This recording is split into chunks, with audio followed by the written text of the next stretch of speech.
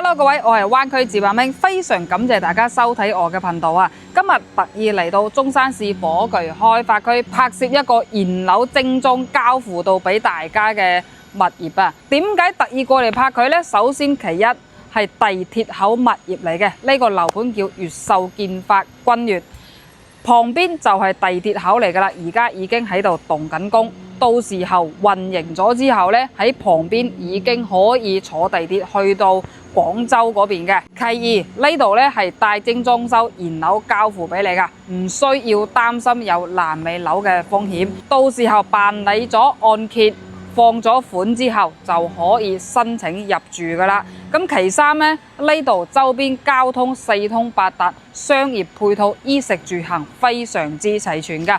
而且我呢個博主呢，喺火炬開發區已經居住咗3年噶啦，無論交通還是係商業配套方面，都帶俾我一個非常之滿意嘅感覺喺度噶。咁喺呢度住嘅話呢，鬆弛感係非常之爆棚嘅。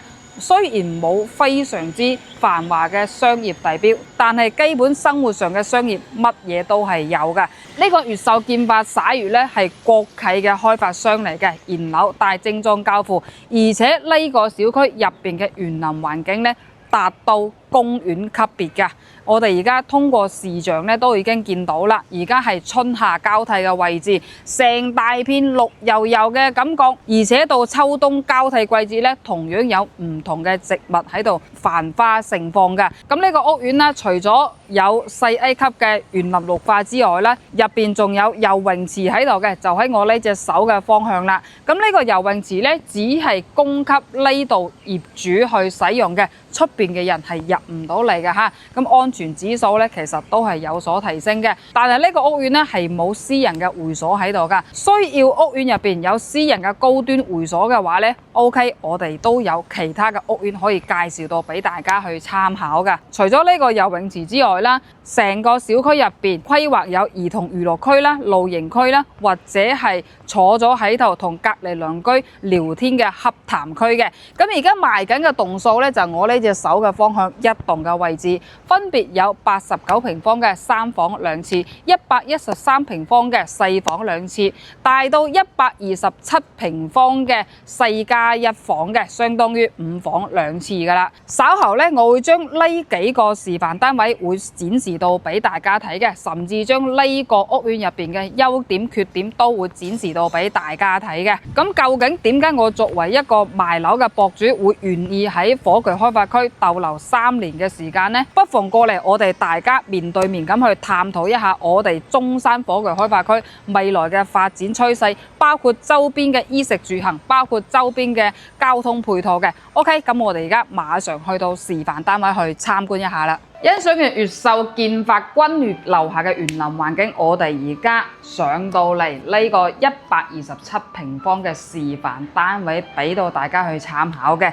咁呢個127平方咧，係成個越秀建發君悅嘅明星戶型，畢竟佢係做到5個房間嘅。但係我入咗嚟環繞咗一圈，喺嚴格嘅程度嚟講呢，其實係屬於4加1房嘅嚇。咁稍後呢，我就會展示俾大家睇㗎啦。首先呢個戶型嘅亮點咧係南北對流嘅，就算住喺低樓層都好啦，佢嘅採光透光性都會係有一定嘅優勢嘅。咁正式翻屋企咧係呢個門口，一直延伸到呢個位置咧都係屬於呢度嘅業主個人去使用㗎。咁旁邊咧都係有一個通風透氣窗啦。咁後期咧呢個空間可以打造一個比較細型嘅衣櫃閣等咯。其他嘅用途嘅話，我都諗唔到㗎啦已經，但係都係屬於你嘅。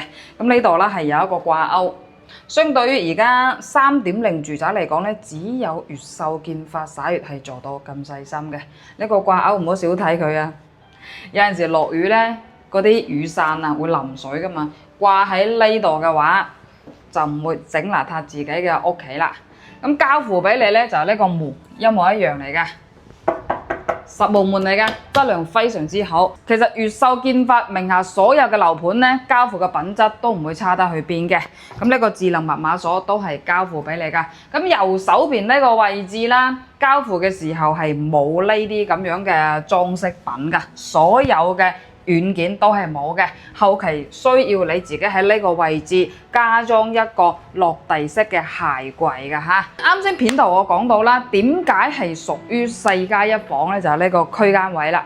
大家通過攝像過嚟睇下，只可以做一張小型嘅沙發啊，比如我哋而家見到啦，其實做一個屬於自己嘅私人辦公室或者係茶室係比較合適嘅。做房間嘅話，真係有少少緊湊。但係如果鍾意養寵物嘅朋友呢，呢個空間就不得了啦，可以作為你哋屋企愛寵嘅私人房間啦。嗱，咁呢度旁邊已經係有一個採光窗喺度噶啦。咁呢度本來交付嘅時候係一埲牆嚟嘅，呢度都係有一個細門交付到俾你嘅。咁到時候你哋嘅愛寵啊喺呢度。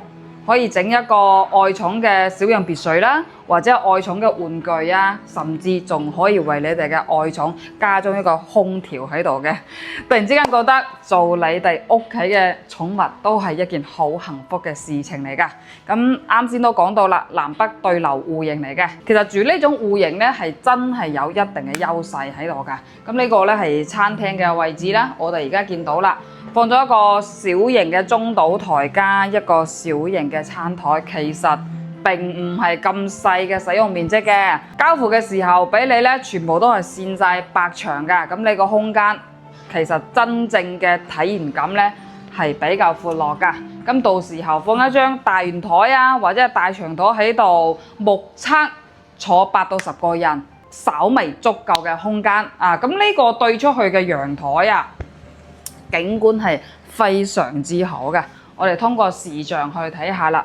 嗱，咁而家樓下喺度動緊工嘅就係火炬開發區，而家喺好多公網嗰度宣傳緊嘅地鐵口就喺呢個小區嘅樓下嘅。而家公網嗰度咧係顯示2027年嘅年底會運營㗎啦，到時候落到樓下，可以坐地鐵去到廣州啦，或者係去到深圳啦。咁到時候港澳嘅街坊翻到嚟呢度住到悶咗啦，想去廣州珠江新城行下嘅話呢 OK， 樓下坐地鐵就可以直達到去嗰度噶啦。嗱，咁行到入嚟呢個呢係 U 字型嘅廚房啦，一洗一煮一切都係到位嘅。由於係平層嘅單位啊，入邊嘅廚房都唔會太大嘅，除非係別墅啦，別墅嘅廚房先至會做到好大嘅。咁相對於127平方嚟講啦，4個人行到入嚟煮飯嘅話，其實都係夠空間㗎。咁廚房出邊嘅景觀咧，都係睇住樓下嘅地鐵口啦。再遠處嘅話，可以見到呢個廣場啦，雲頂府嗰邊嘅屋苑㗎。咁呢邊咧已經預留咗一個雙門打開嘅冰箱位喺度㗎啦。OK， 大致上餐廚房咧就係咁樣一體式嘅設計嘅。行到過嚟咧係會客廳嘅位置，只需要用上4個房間嘅情況底下，可以根據呢種咁樣嘅設計，埲牆打到呢度。啱先咧就用米尺測試過晒嘅。呢個門口第一個房間延伸到呢個電視背景牆係6米幾嘅闊度喺度㗎。咁行到出嚟咧係主陽台嘅位置啦，接近6米嘅長度。每一棟嘅景觀情況咧係唔一樣嘅。我而家呢個示範單位樓下咧係睇住呢個小區入邊嘅園林景觀啦。咁如果係高處嘅話咧，就係樓望樓呢個情況㗎。咁呢種情況咧，都係屬於呢個越秀建發君悦嘅尷尬情況啦。冇任何嘅樓盤可以做到100%完美嘅。OK， 大致上餐客廳、會客廳咧就係咁樣嘅來龍情況啦。咁真正嘅休息區係有4個房間嘅，從呢個過道開始。嗱，呢度咧係第一個房間。放一張1.5米到2米嘅床，仲有空間去打造衣櫃各等嘅。咁呢個房間嘅景觀咧係望樓下嘅地鐵口啦，仲有呢個廣場啦，遠處嘅話都係睇到呢個招商雲頂府嘅。而家剩低全部都係二手嚟嘅，均價12000蚊起。有興趣要了解嗰個樓盤嘅話咧，都可以同你哋推薦一啲二手樓㗎嚇。除咗一手樓之外，另外仲有好多二手樓可以推薦到俾大家去參考嘅。呢度咧係休息區嘅第2個房間啦。佢嘅亮點係可以延伸到出邊嘅主陽台嘅。其實呢種長陽台咧係有幾種做法嘅，比較講究隱私嘅朋友可以喺呢度側邊加裝多一個圍牆，咁呢個陽台嘅空間就係你單獨去享受嘅。如果唔介意隱私性嘅話咧，咁呢個陽台係直通嘅，接近6米嘅長度。住高樓層嘅話，啲風吹埋嚟咧都幾舒服㗎。放張1.5米嘅床啦，然之後其他空間打造衣櫃啊、儀容儀表台啊、衣櫃啊各等都 OK 㗎嚇。咁呢度左右兩邊咧就房間嚟嘅。我哋首先去欣賞第3個房間。嗱，呢個空間啊係呢個平層嘅公共衛生間嚟㗎嚇，洗手台咧就設計喺呢個位置嘅。咁啊，再行入嚟啦，就馬桶區啦。呢個咧係淋浴區嚟㗎。咁呢個淋浴區咧，講真啊，係真係有啲尷尬嘅，就係呢個飄窗位。佢入邊咧係放空調嘅，唔可以拆嘅，只可以咁樣交付俾你啦。但係呢個透氣窗咧都係比較大嘅。如果介意隱私嘅話咧，可以貼呢種磨砂膜㗎。喺網絡嗰度咧，幾蚊雞就可以處理好呢個問題㗎啦。嗱，咁轉角位呢度咧係第3個功能間啦，做一個兒童房會比較合適啲。示範單位係放咗一張1.2米嘅床喺度㗎，咁啊放咗1.5米嘅話咧就去到呢個位置。咁隔離呢個空間咧就訂做一個衣櫃啦，做一個兒童房係唔成問題嘅。咁出邊嘅景觀咧都係望住呢個地鐵口啦。仲有周邊一啲比較老破小嘅物業喺度㗎。其實呢個小區周邊嘅市容市貌咧，係我個人覺得係有少少缺陷喺度嘅。只有呢個越秀建發灑悅係最新嘅樓盤。如果係唔介意一啲老破小又係6、7千蚊嘅話 ，OK， 咁呢度咁樣價格嘅房源我都可以推薦到俾你，但係前提係你唔介意老破小。